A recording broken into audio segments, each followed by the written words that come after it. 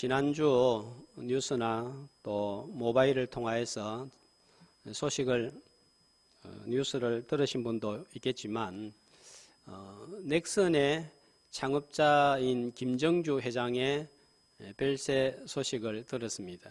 나이가 만 54세밖에 되지 않았습니다. 좋은 집안, 좋은 부모를 만나고 비상한 두뇌로 창업을 하여서 우리나라에서 제일 큰 부자가 되었습니다. 병원이나 재활단체에 수백억 원을 기부하고 또 후원하고 후원 약속을 했습니다. 우리에게는 다소 생소한 기업이고 최고 부자하면 삼성이나 현대 같은 대기업 회장을 생각하지만 가장 많은 부를 가진 인물이 너무 젊은 나이에 별세한 소식은 큰 충격이었습니다. 아마도 극단적인 선택을 한 것 같습니다. 이분과 관련된 기업들이 큰 타격을 입을 것이라는 전망도 나오고 있습니다. 이분의 죽음에 대한 소식을 들으면서 많은 분들이 돈을 저렇게 많이 가진 사람이 뭐가 아쉬워서 저렇게 세상을 떠났을까? 죽음 후에 그 많은 재산은 어떻게 될까 하는 생각을 가진 분들도 있었을 줄 압니다. 저도 잠깐 그런 생각을 가졌더랬습니다.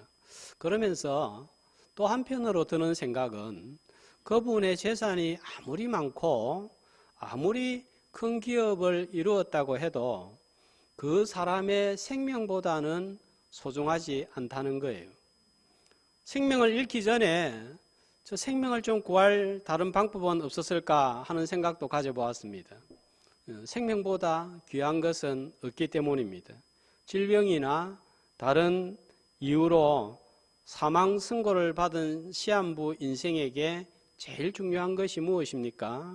시한부 인생에게 복은 소유나 자리가 아니라 생명인 거예요. 다시 살 수만 있다면 어떤 대가라도 기꺼이 지불을 할 것입니다.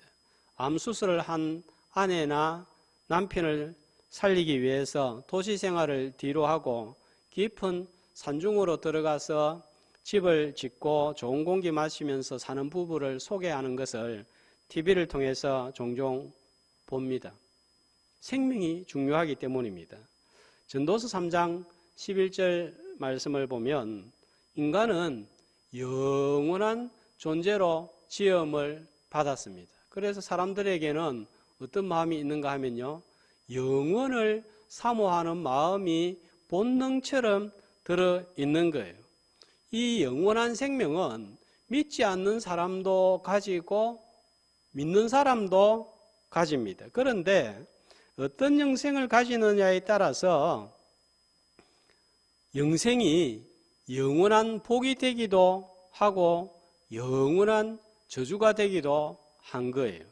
영원한 형벌 가운데 영원히 사는 것은 분명히 영생이지만 영원한 저주입니다. 반면에 하나님과 동행하면서 살고 천국을 누리면서 사는 것은 영원한 복입니다.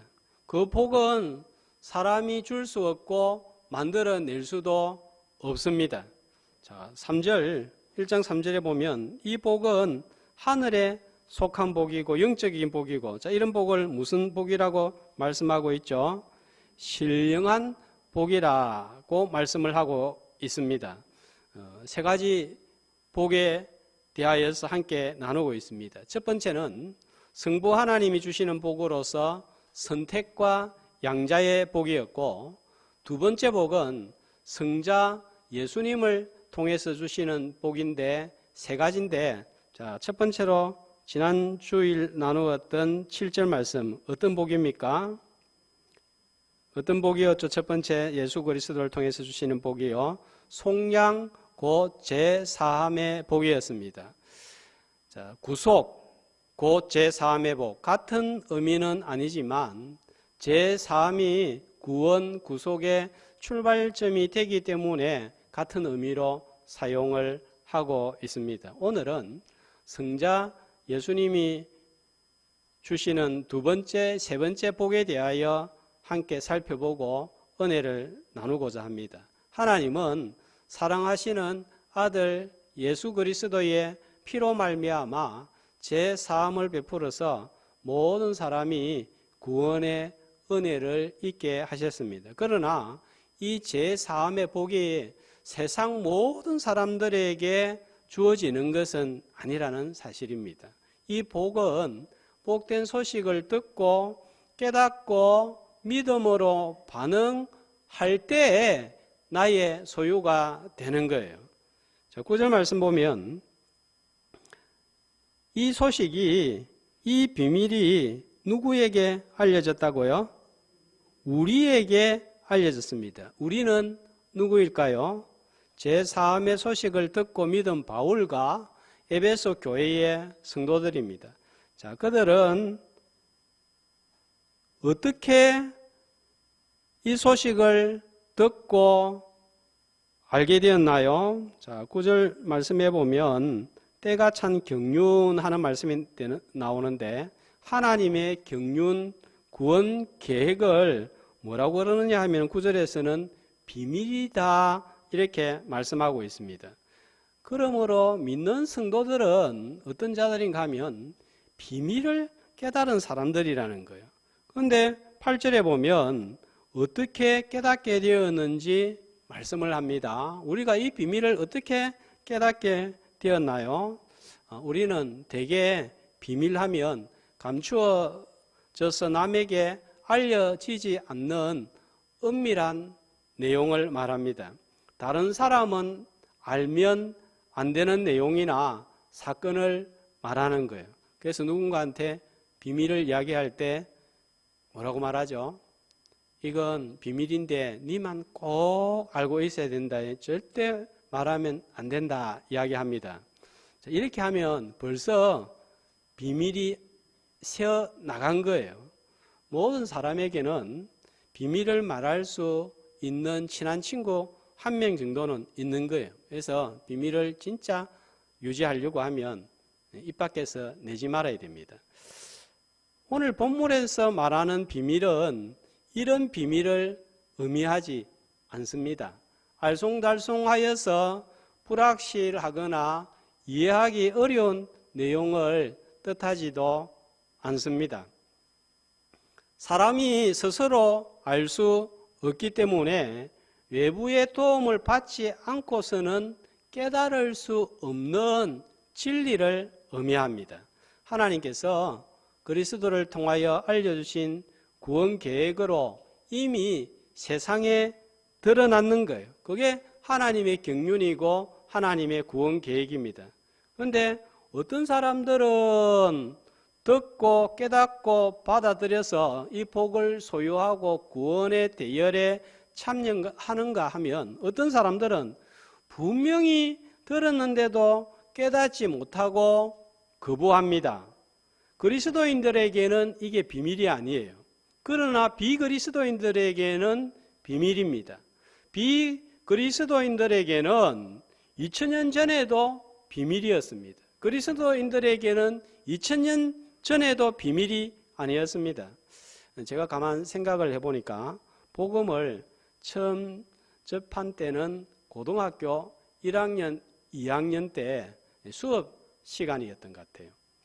그때 국민윤리라는 교과서가 있었는데 종교를 소개하는 과가 있었습니다. 아마 불교, 유교, 기독교가 소개된 것 같고 기독교를 그리스도교 이렇게 부르면서 소개가 되어 있었습니다. 내용은 그리스도교는 예수의 죽음과 부활이 중심이 된 종교로 받아들이는 사람은 신자가 되고 구원을 얻는다는 한두 페이지의 아주 짧은 내용이었던 것 같습니다. 짧은 내용이었지만 세상 책에 나와 있었지만 기독교의 제일 핵심적인 내용이 실려 있는 거예요. 자, 그때 저는 시험을 치기 위해서 내용을 외우면서 그걸 다 기억을 했습니다. 그렇지만 그게 무슨 뜻인지 알지를 못한 거예요. 이런 비밀을 가리켜서 드러난 비밀, 계시된 비밀이라고 합니다. 비밀인데 드러났다는 거예요. 모순이죠. 내용이 알려졌고 외우기까지 했습니다. 그러나 깨달을 수 없습니다. 알려져도 모릅니다. 눈뜬 장민가 같다고나 해야 될까요? 귀가 열린 귀머거리 같다고나 해야 될까요? 자, 니고데모가 처음 주님을 만났을 때 이런 사람이었습니다. 요한복음 3장에 주님께서 찾아온 니고데모를 향하여서 거듭나지 아니하면 하나님 나라에 들어갈 수 없다. 그러니까 니고데모가 뭐라고 말을 합니까? 다시 태어나려고 하면 어머니 뱃속에 다시 들어가야 됩니까? 하는 답을 합니다. 그러자 예수님께서 무엇이라고 또 말씀을 하시죠?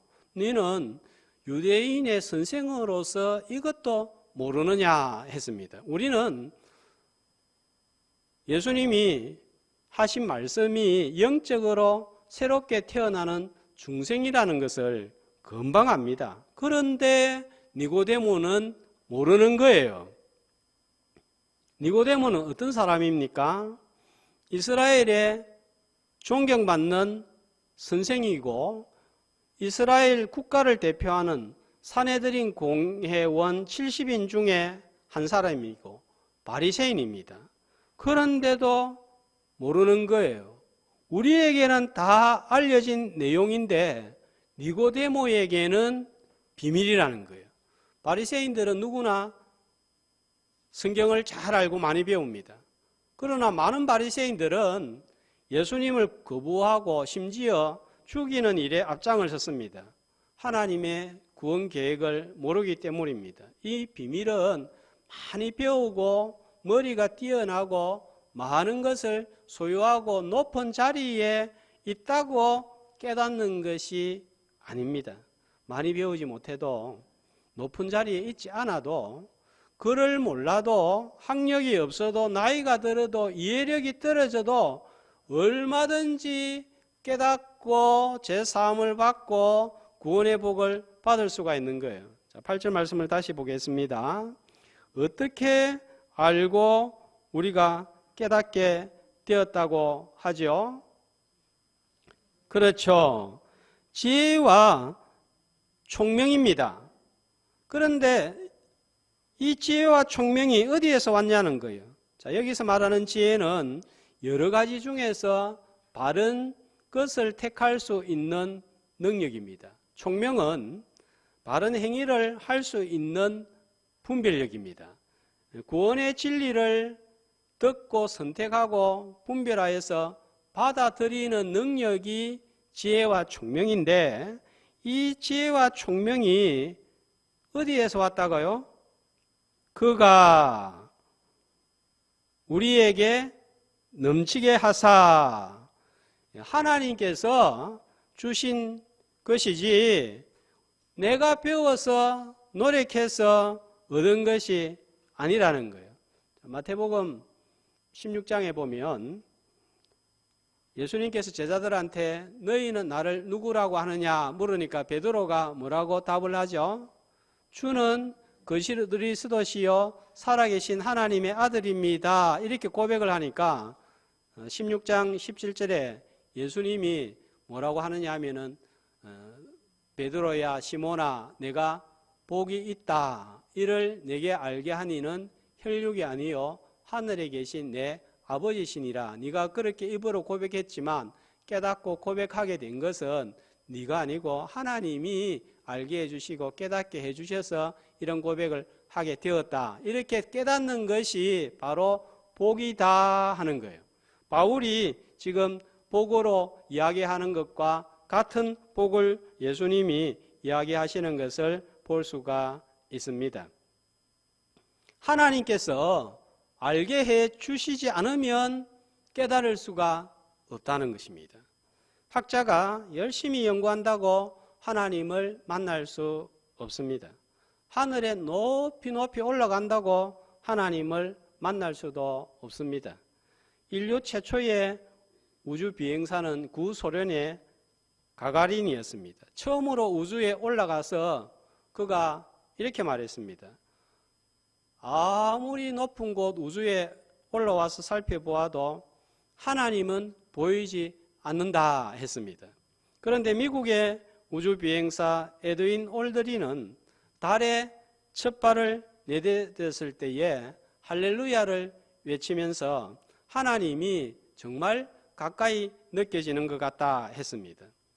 아무리 높이 올라가도 하나님을 만나지 못하는 사람이 있는가 하면 아무리 낮은 곳에 있어도 하나님을 알고 만나는 사람이 있습니다. 하나님께서 자신을 알려주셔야 하나님을 만날 수가 있는 거예요. 하나님의 계시로 자신을 알려주시면 어린 아이라도 만날 수가 있는 거예요. 마태복음 11장 25절은 이렇게 말씀하고 있습니다. 한 목소리로 천지의 주제이신 아버지여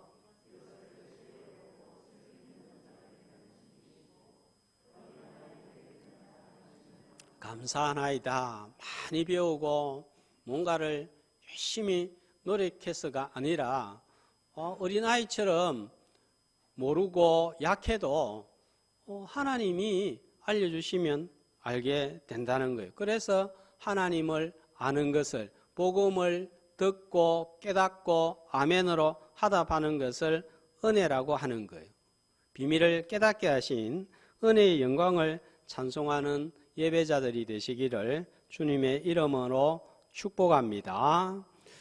그 다음 성자 예수님이 주시는 세 번째 복은 11절입니다. 제 사함의 소식을 듣고 비밀을 깨달았을 때 우리가 변합니다. 자, 어떤 자가 되는가 하면요. 끝에 보니까 그 안에서 무엇이 되었다고요? 기업이 되었다 했습니다. 우리는 기업하면 어떤 걸 생각하죠? 하나님께서 우리에게 주시는 보상, 또 앞으로 얻게 될 보상을 생각을 합니다. 그것도 하나님이 우리에게 주시는 기업이 맞습니다. 그런데 오늘 11절 말씀은 무엇이 기업이라고 하는가 하면요. 믿는 나를 가리켜서 우리를 가리켜서 하나님의 기업이라고 하는 거예요. 신명기 32장 9절에 보면 누구를 하나님의 기업이라고 합니까? 야곱, 이스라엘 백성 그 자체가 하나님의 기업이다 하는 거예요. 이것이 무슨 소리입니까? 하나님이 나를 자신의 기업으로 삼았다는 것은 내 자신이, 우리 자신이 하나님의 소유물이 되었다, 유산이 되었다 하는 것입니다. 자, 하나님의 소유니까 누가 관리를 할까요? 하나님이 관리를 하는 것이죠. 저는 토요일에 한 달에 한 번쯤 자동차 청소를 합니다. 그러면 기분이 좀 전환되고 내일 주일이지만 좀 긴장도 풀어지고 머리도 식혀지기 때문입니다. 물론 교회 소유입니다만 저에게 맡겨주셔서 사용을 합니다. 자동차 청소를 하는 이유는 제 차이기 때문입니다. 옆에 있는 자동차 문 열고 쓸고 닦고 하면 이상하게 봅니다. 신고를 당할 수도 있습니다. 이 자동차 사용하다 보면 먼지도 쌓이고 과자 부스러기 같은 것도 떨어져 있어서 치웁니다. 가끔 엔진 오일도 교체하고 윈도 브러시도 갈아줍니다. 제 소유이기 때문입니다. 다른 자동차는 이렇게 돌보지 않는 거예요. 우리가 하나님의 기업이 되었다는 것은 하나님께서 우리를 이렇게 살피고 돌보아 주신다는 거예요. 하나님의 소유물이기 때문입니다. 살다 보면 제가 쌓일 때가 있습니다. 그리스도의 피로서 닦아주고 우리가 고장난 부분은 수리하여 주십니다. 아픔도 있고 눈물도 있고 코로나 상황을 지나면서 강을 지나는 듯한 어려움도 있고 불을 지나는 듯한 괴로움도 있습니다. 그러나 꼭 기억합시다. 우리는 하나님의 소유물입니다. 강을 건널 때 나 혼자 건너지 아니하고 불을 통과할 때 나 혼자 걷는 것 같지만 하나님께서 함께 하시고 나를 돌보신다는 사실입니다. 이사야 43장 1절 2절은 이렇게 말씀합니다. 한 목소리로 이스라엘아 너를 지으신 이가 말씀하시느니라.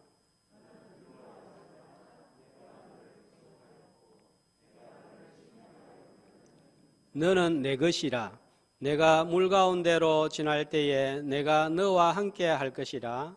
강을 건널 때에 물이 너를 침몰하지 못할 것이며 내가 불 가운데로 지날 때에 타지도 아니할 것이요 불꽃이 너를 사르지도 못하리니. 왜 물 가운데 지날 때, 불 가운데 지날 때 침몰지 않고 타지도 않습니까? 하나님이 함께 하시는 거예요. 왜 하나님이 함께 하십니까? 너는 구속하였고 지명하였고 그래서 너는 내 것이기 때문에 내 소유물이기 때문에 내 기업이 되기 때문에 그렇다는 거예요. 세상 사람은 자신은 누구 거예요? 자기 것이기 때문에 자기 스스로 돌보고 지켜야 됩니다. 그런데 우리가 살아봐서 알겠지만 자기 인생이라고 해서 자기가 자신을 스스로 지키고 돌볼 수가 있습니까? 그럴 수 없다는 거 너무 잘 압니다. 때로는 환난을 만나서 우리가 흔들리기도 하고 불안하기도 합니다. 그러나 내가 하나님의 기업, 하나님의 소유임을 기억하고 돌보시는 하나님을 향하여 눈을 돌리는 예배의 시간 되시기를 주님의 이름으로 소망합니다. 지금 이런 복을 누릴 뿐만 아니라 천국에서 받게 될 기업도 있습니다. 우리가 제3의 소식을 듣고 깨닫고 하나님의 기업이 되는 복을 받은 이유가 9절에는 보니까 어떻게 나와 있죠? 우리에게 비밀을 알려주신 것은 때가 찬 경륜을 위하여 뭐 했기 때문이라고요? 예정하신 것이라고 하고 또 11절에도 보면 우리가 기업이 된 것도 무엇을 입었어요? 예정을 입어서 5절에도 보니까 우리를 예정하사 자기의 아들들이 되게 하셨다고 했는데 계속해서 반복해서 말씀을 하고 있습니다.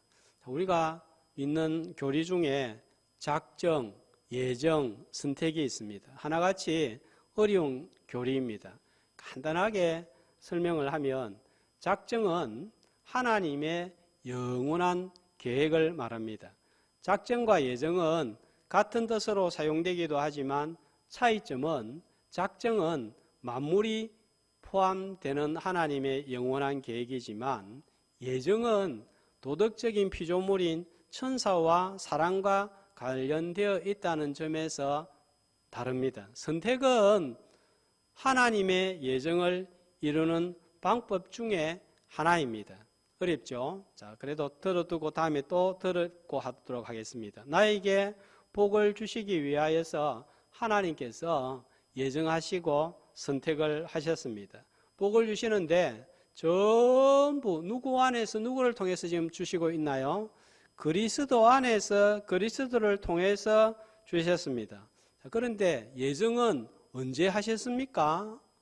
창세전이라고 하는 거예요. 자, 9절과 11절 말씀을 또 보면 예정을 하신 이유가 기준이 뭡니까? 9절에 보니까 그의 기뻐하심을 따라 예정을 하셨고 11절에 보니까 누구의 뜻대로요?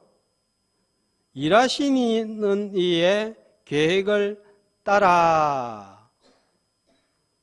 나의 이해력이나 도덕성이나 깨끗함이나 선행이나 수고와 아무런 상관이 없습니다.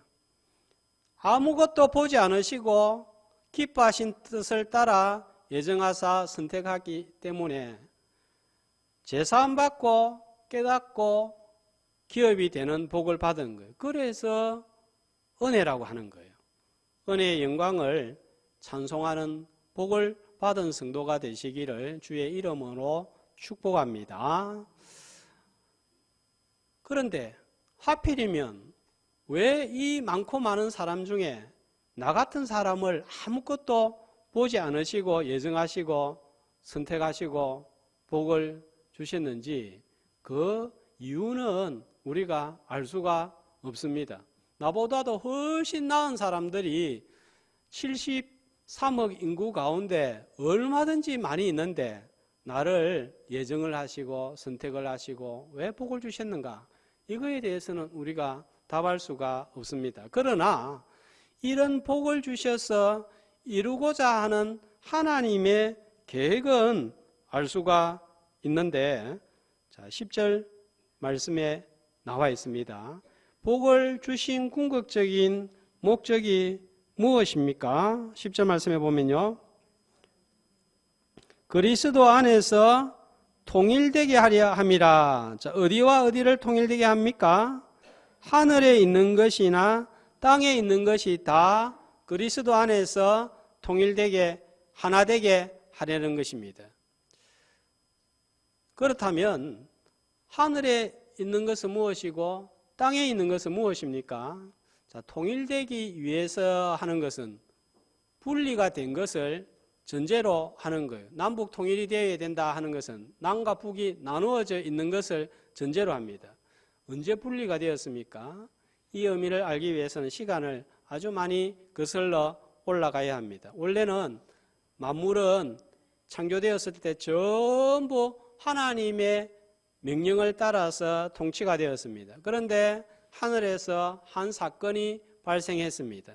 하나님을 찬송하도록 지음을 받은 천사가 하나님의 통치를 거부하고 반항을 해서 하늘에서 쫓겨나서 땅으로 내려왔습니다.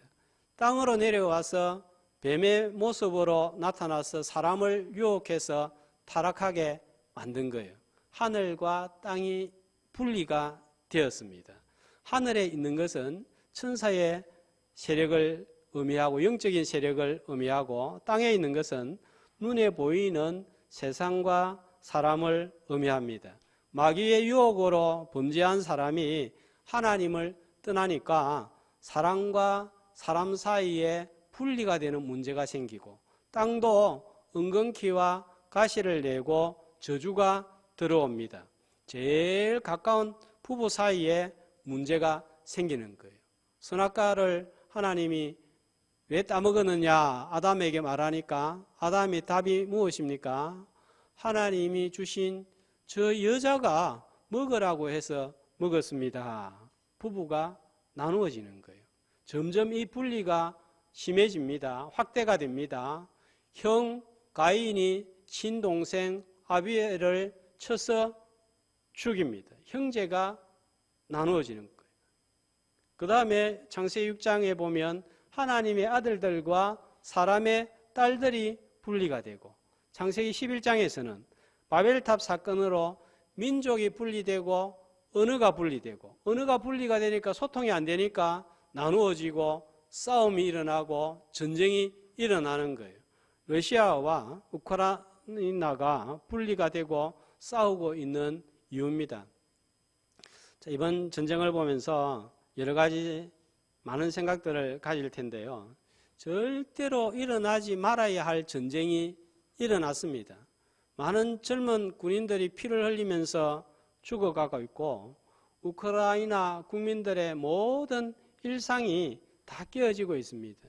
코로나로 인해서 일상의 삶이 깨어지도 힘든데 총과 대포와 미사일이 떨어져서 깨어지는 일상은 이것과는 비교할 수 없는 고통이에요. 또 우리 아들이 전쟁터에 나가 있다고 생각을 해보세요.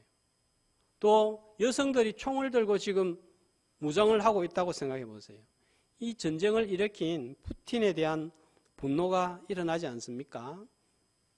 하나가 되지 못하고 분리가 되니까 싸움이 일어나는 것입니다. 자, 다음 주가 대선입니다. 최고 통치자를 뽑는 대선을 앞두고 있습니다. 전쟁 같습니다. 선거철이 되면 얼마나 우리 사회가 분열되어 있는지 보게 됩니다. 과거에는 영남과 호남, 동과 서로 지역적으로 분리가 되었는데 지금은 보수와 진보, 신세대와 구세대 뿐만 아니라 너무 많이 분리가 되어서 분석하는 것도 힘듭니다. 서로 헐뜯고 비난합니다. 누가 될지도 참 걱정이 되지만 선출이 되고 난 후는 더 우려스럽습니다. 지난번처럼 광화문의 태극기 부대와 법원 앞에 노란색 물결처럼 대립이 되어서 싸운다면 나라는 또 분열이 될 거예요. 선거 후에 하나 된다는 것이 참 어려워 보입니다. 후보들이 모두가 통합을 외치지만 과연 통합이 되겠나 싶은 생각이 듭니다. 예수님이 세상에 오신 이유는 2장을 통해서도 나중에 살펴보겠지만 나누어진 유대인과 이방인이 하나가 되기 위함입니다. 한 2장을 넘겨서 에베소서 4장 3절을 보시면 교회를 향하여서 지키라고 하는 것이 있습니다. 4장 3절 뭘 지키라고 하시죠? 성령이 하나 되게 하신 것을 지키라. 그런데 앞에 어떻게 지키라고요? 힘써 하나 되는 것이 어렵다는 거예요. 그래서 힘을 쓰라는 것입니다. 이 하나됨을 위하여서 우리를 예정하사 선택하시고 복을 주신 거예요. 성부 하나님께서 선택과 양자의 복을 주신 이유는 개인적으로 거룩하고 흠이 없게 하시기 위함이었다면 성자 예수님을 통해서 제사함과 깨달음과 기업에 복을 주신 이유는 가정에서든지 교회에서든지 나라에서든지 사회에서든지 직장에서든지 하나 되게 하기 위하여서 이 복을 주셨다는 것입니다. 가정에서는 부부 사이가 또 부모와 자녀 사이가 며느리와 시어머니 사이가 형제가 하나 되도록 하기 위해서 이 복을 우리에게 주셨다는 거예요. 이 복을 받은 사람들은 특권이면서도 책임이 있는 거예요. 우리가 이런 복음을 듣고 받아서 복을 받고 이런 사람이 되었다. 이것으로 끝나는 것이 아니라 이제는 복을 주신 자답게 하나 되는 일을 위하여서 힘을 쓰고 애를 쓰는 것입니다. 특별히 우리는 모두가 성부 하나님을 한 아버지로 모신 하나님의 자녀들입니다. 교회가 하나 되기 위하여 힘을 써야 되는 거예요. 코로나 상황으로 오랫동안 보이지 않는 분들이 있습니다. 이제 저분은 교회 안 나오는가 보다 이렇게 생각하거나 내버려 두지 말고 찾아가는 신방이 어렵다면 전화 신방이라도 하면은 좋겠습니다. 정말 정성과 마음이 담긴 전화 한 통은 다른 성도의 눈물을 자아내는 감동이 될 수가 있는 거예요. 조금 환경만 허락된다면 식사도 대접하고 이렇게 할 수 있다면 참 좋겠습니다. 그분이 내한테 해준 것도 없는데 내가 뭘 이렇게 해야 되나? 여러분, 그렇기 때문에 하면 상대방은 더 감동을 받는 거예요. 목회자가 성도들을 보살피는 것 당연합니다. 성도들은 또 성도들끼리 서로 돌아보는 것이 필요하고 목회자도 때로는 성도들의 돌봄이 필요하고 서로 돌아볼 때 하나가 되고 고맙고 감사해서 하나님의 계획인 통일 하나됨을 이루게 되는 거예요. 거창하게 세계를 변화시키고 세계 평화를 가져오고 세계를 하나가 되게 하자. 그건 우리가 못해도 그건 유엔에 있는 사람들이 할 일이고 우리는요.